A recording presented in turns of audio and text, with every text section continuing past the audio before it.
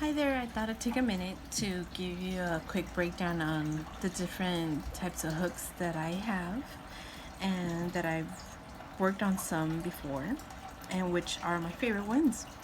So I thought I'd share from the beginning and the different purposes that they could be used for.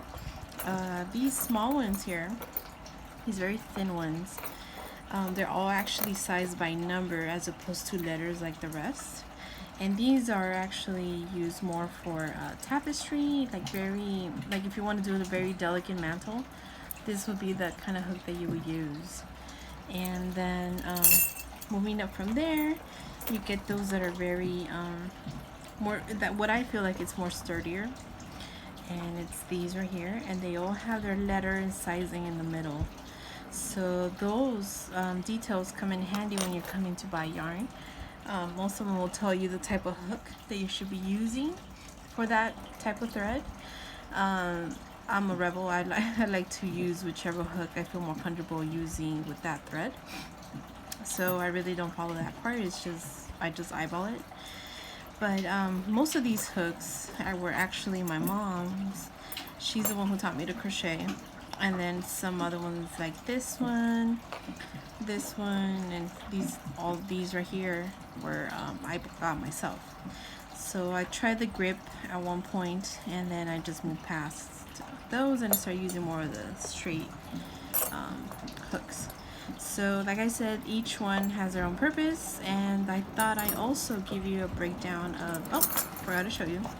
There's also this one, and then that's if you want to use, you can do double thread, triple thread on these, or a chunky yarn like this one to crochet something very bulky and very, I don't know, I like using it for like chunky beanies or maybe even a pillow. And then we got the big mama here, which I haven't tried yet, but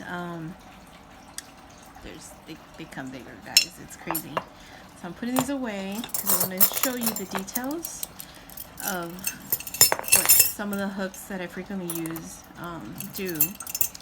And I have all these, by the way, in my little jar that I just go to whenever I'm ready to work on something new. So let me bring these up and quickly give you the size and breakdown. These are all the same size thread, so I thought I'll use that and show you what each one looks like after using a smaller to bigger hook. So this one here, it's an F size hook, and it's very I feel it's very rough, I don't know, very sturdy. That's not the type of work I like to do. If it's something like a blanket or a beanie, I want it to be a little bit more loose. Now this one is actually the H. It's one that I like to use more, and I don't know if you can tell, it feels a little bit more flimsy. And then this one, it's the I. Not much different from the H, and it could be another one that I could use when working on small projects like that.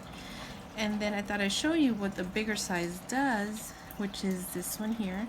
See how it's almost like see-through, and I don't know, I kind of don't like to use it for this kind of thread because I feel like it will get caught on certain things if it's a blanket or something. And this one actually came there. It doesn't have a size, but I mean, you can tell it's way bigger than the other ones. And yeah, like I said, whatever works for you. You can use whichever hook it's more comfortable on your hand, or you can grab one of these ergo hooks that are easier for the wrist, because I know at one point I was almost developing carpal tunnel, and that wasn't fun. So I had to stop and care for my wrist at one point, and then learn how to take care of myself as I started working back on small projects.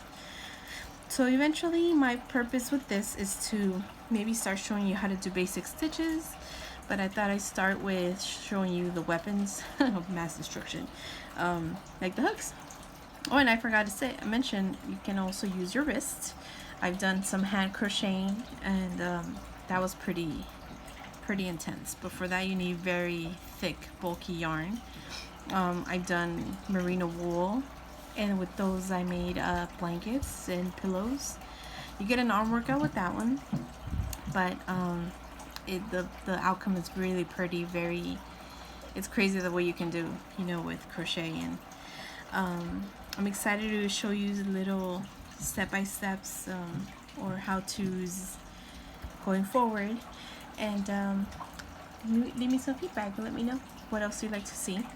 But yeah, these are the different outcomes depending on the hook that you use, using the same size thread. And also, just a little tip, if you want to play with this one, you can still use this type of thread, but it will be more fun if you use 2 or 3 at once, and then hook it like that, and then you'll get a more fuller stitch, as opposed to this one that's very loose and opened, I think. So that's another option. But yeah, if anything, just stay tuned in my feed, profile feed, and my stories to know what I'm up to, what I've done lately, and I'm excited to be doing more videos. All right, take care.